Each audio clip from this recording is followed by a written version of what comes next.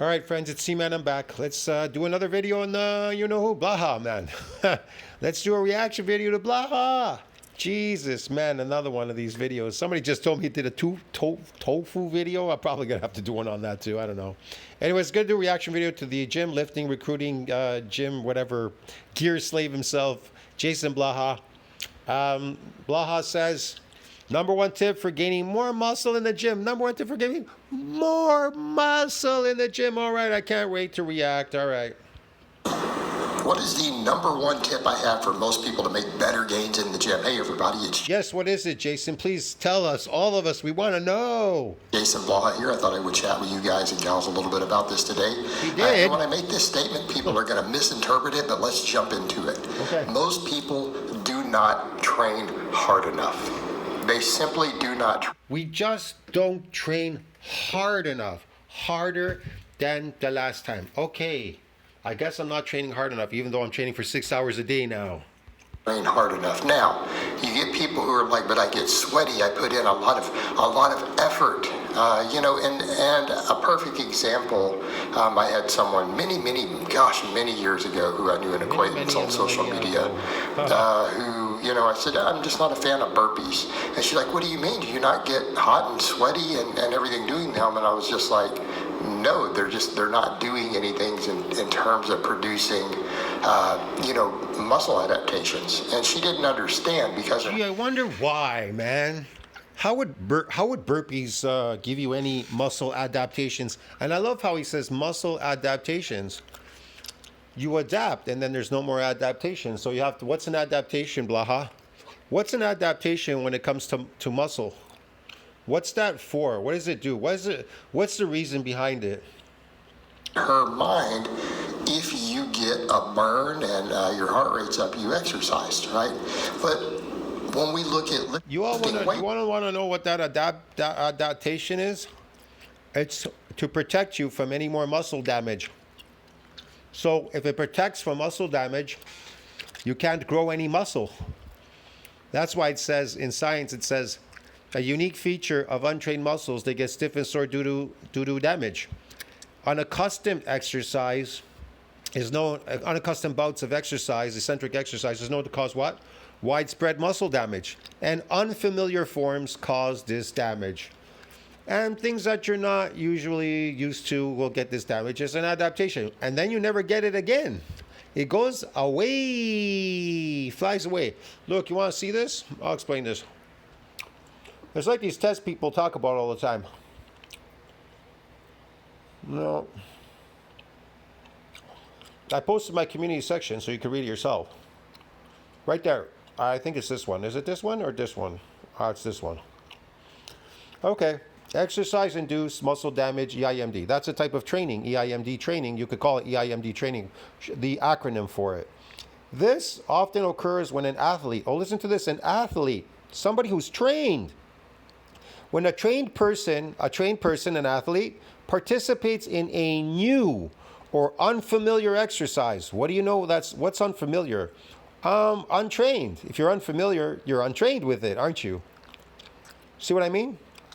Your muscle's unfamiliar doing that, so it's untrained doing that. It's unaccustomed doing that exercise. And then it says, when learning new techniques, when you're learning a new technique, or experiences an increase in the volume or intensity of the exercise. Wow, that's an interesting one. Listen to what they say. When there's an increase in the volume or intensity of the exercise, that's when you can get this damage to come back. You can't get it with a repeated bout. That's definitely for sure. That's a given. But it can come back, even though you're a trained athlete. So when they do these tests on these people and they say they're untrained doing these exercises, they're trained athletes, dude. Okay. They're just untrained doing that exercise. They have a group that's trained doing it and a group that is untrained doing that exercise. See what I mean? But they didn't say they were untrained athletes. This can lead to short-term performance decrements due to changes in the makeup of the muscles. Muscle damage. Changes you. EIMD. Muscle damage. And then it adapts by repairing and remodeling stronger so that it's resilient from getting any more what? Muscle damage. Yeah. So you don't build any more muscle. Okay. I just love this shit. The purpose is to gain New features in the Weight Watchers app just dropped. you exercise, right? But when we look at lifting weights, the purpose is to gain muscle, right? And we know even Lifting weights is the purpose to gain muscle. No, not necessarily for some people. You mean to get damaged. Lift weights to get damaged and then build muscles at the buffet or at home eating like for hours for the next week. Yeah. But you're not getting damaged anymore because the muscle's protected from any more damage. Let's see. Yeah, but people are lifting sometimes. They're lifting in the gym weights because they want to get adapted to lifting weights. You understand the difference? They want to get adapted to lifting weights, and that adaptation goes away really fast because it's fake. based on different studies that gaining You have to keep lifting. You have to enslave yourself to lifting that weight forever because it's not permanent strength. It's chemical strength. It's phony. It's fake.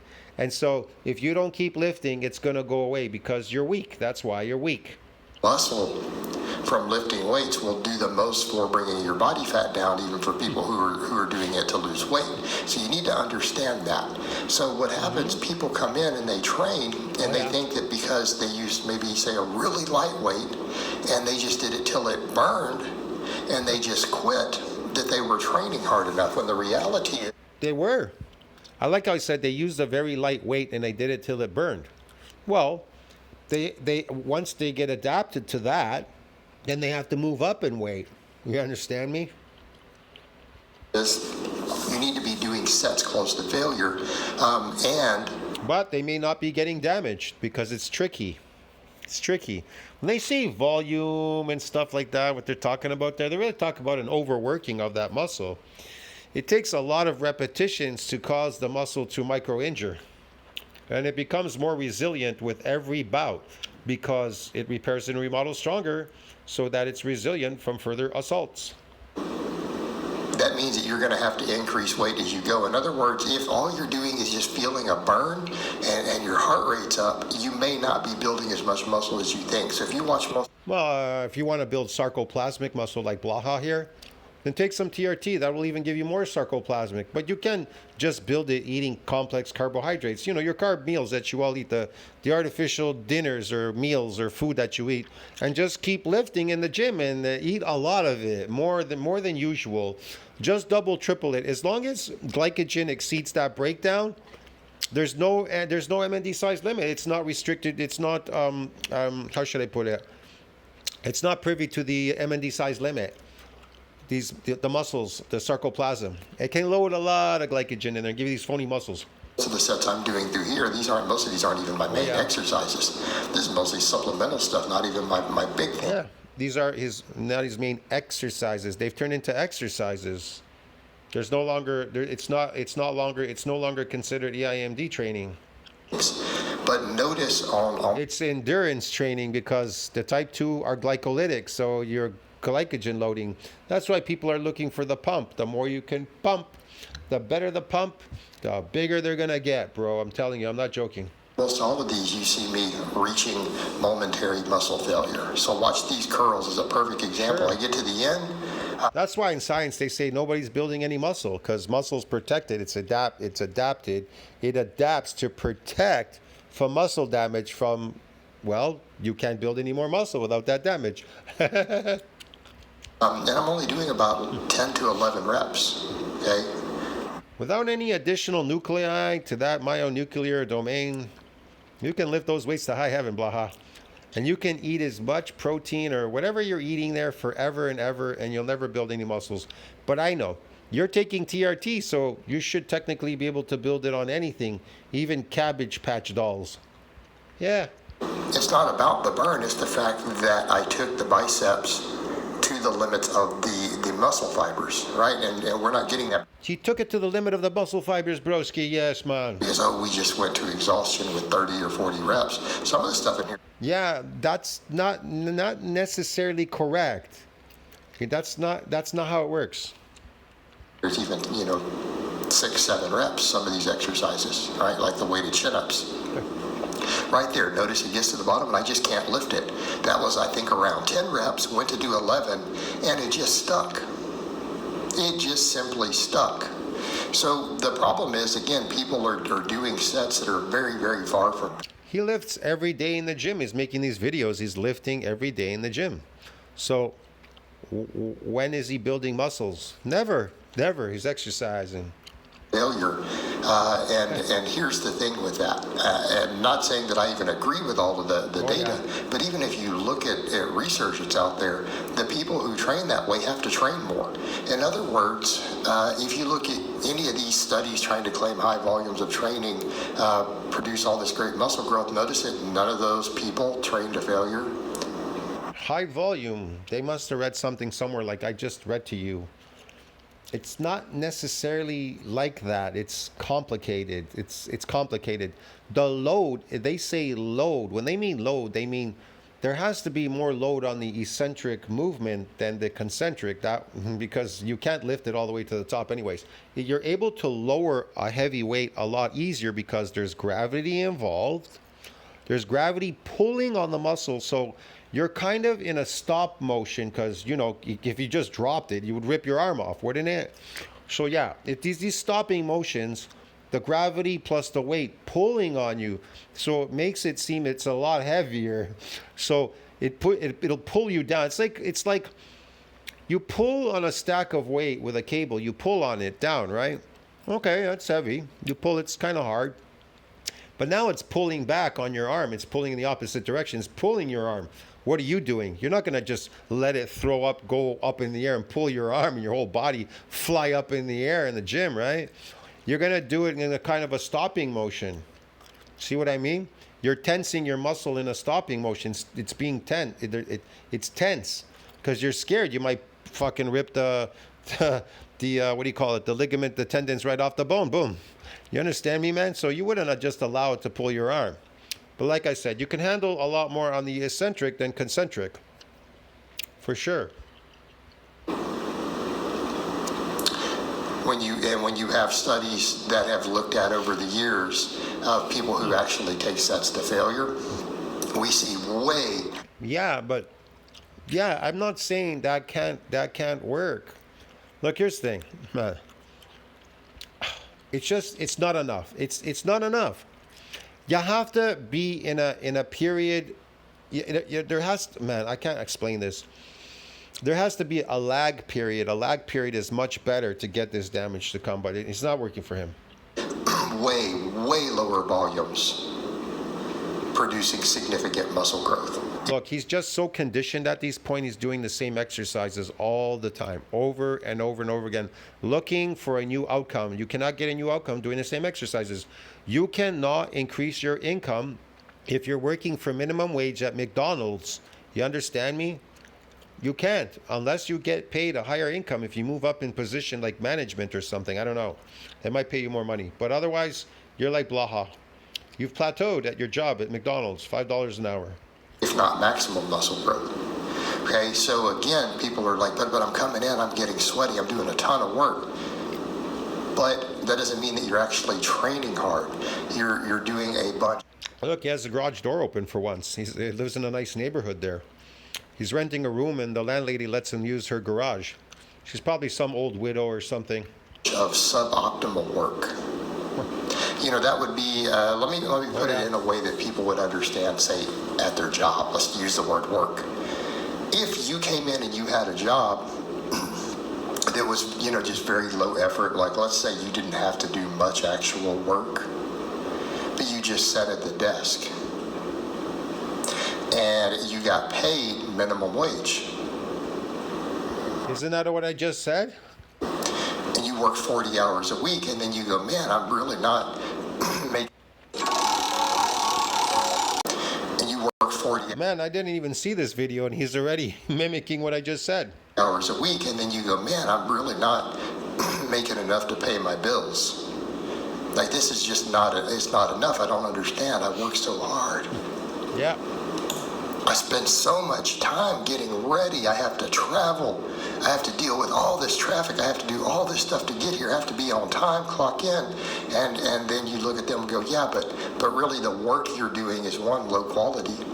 Two, yeah, you have to do so much of it to get paid. So let's say minimum wage is whatever it is. We'll call it $8, right? $8 an hour. But then you have someone else who works at the same company who makes $50 an hour. Okay, they make $50 an hour and they show up for 20 hours a week. But they work really hard for that 20 hours. They're extremely productive, not just hard, let's say they're very productive with what they do. Every hour that they put in is far, far more valuable to the company, and in this case, valuable to your body if you're training. It actually is producing results, and they get paid an enormous sum of money in comparison. You're like, but they're only here half the time. I don't understand.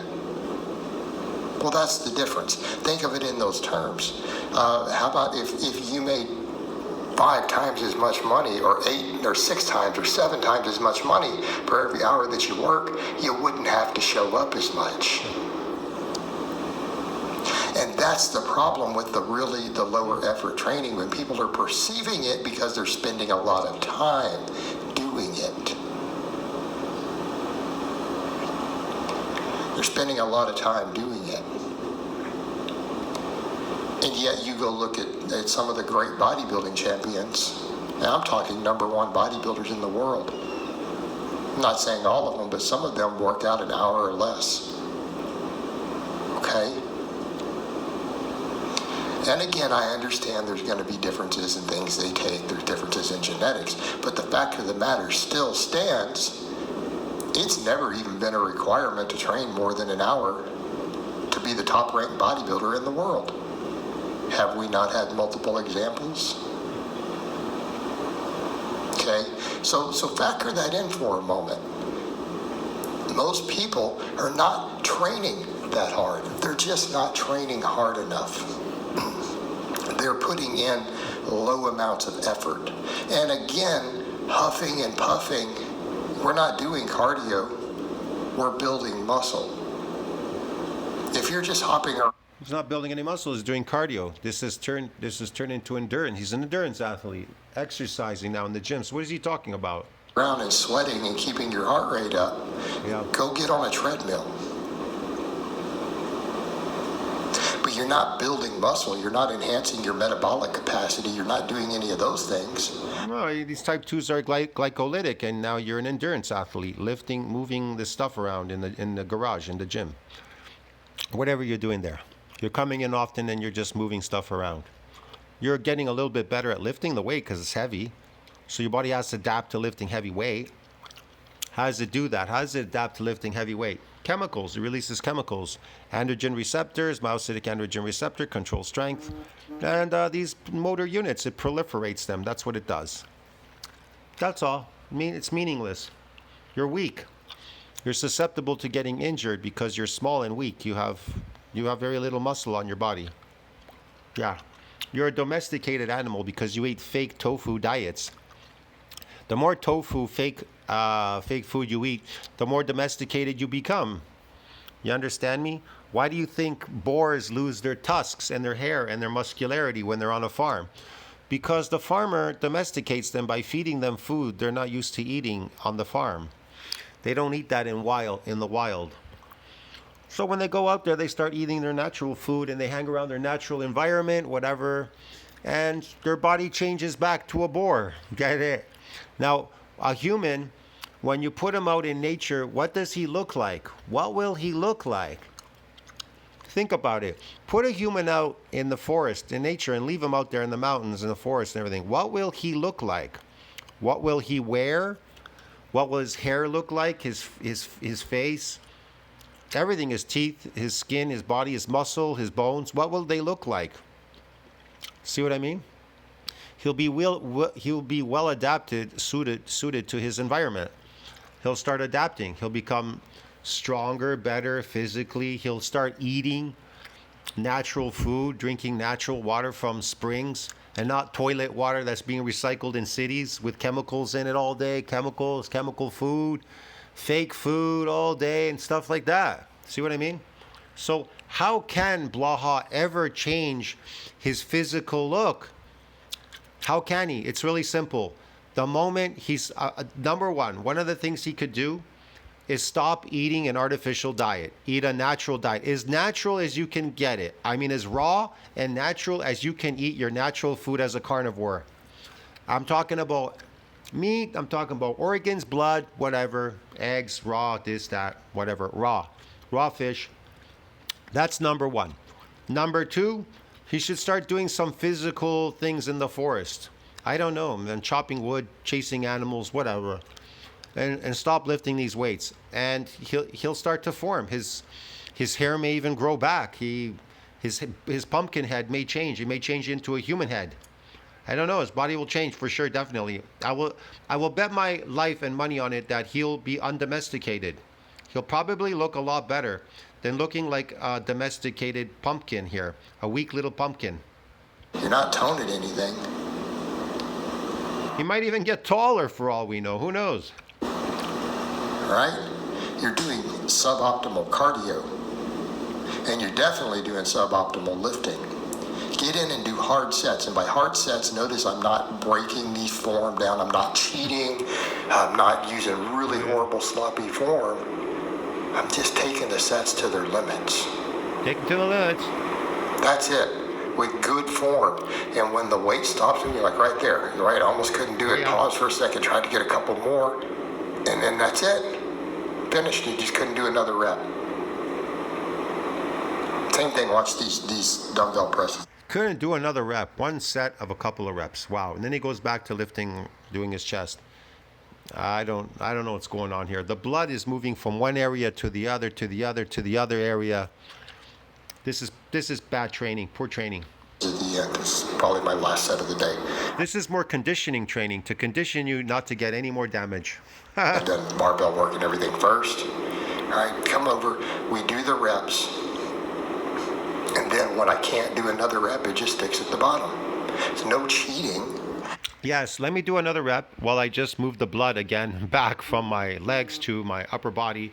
And so I can condition myself doing reps to failure, so I can condition myself absolutely so I don't get any muscle damage, so I get zero adaptations and muscle growth. Yeah, yes, of course, yes, okay. And it's not even that hard. It's when we say hard, what we just mean is hard for the individual muscle. That's it. That's all that we're saying. Sure. It's hard for the muscles involved. It doesn't mean that you Very hard. are feeling exhausted as a person. Yes. All right, guys, but that's really all Very hard. I have to say on that Thank God. today. I hope it's been informative, and I'll talk to you guys and gals next time. Yes, I'll see you in the next one too, Jason. Tell me what you think about that. Like, subscribe, support the channel. See you in the next one. Working to that's the trick, to get more muscles. Okay. Yeah. See you later.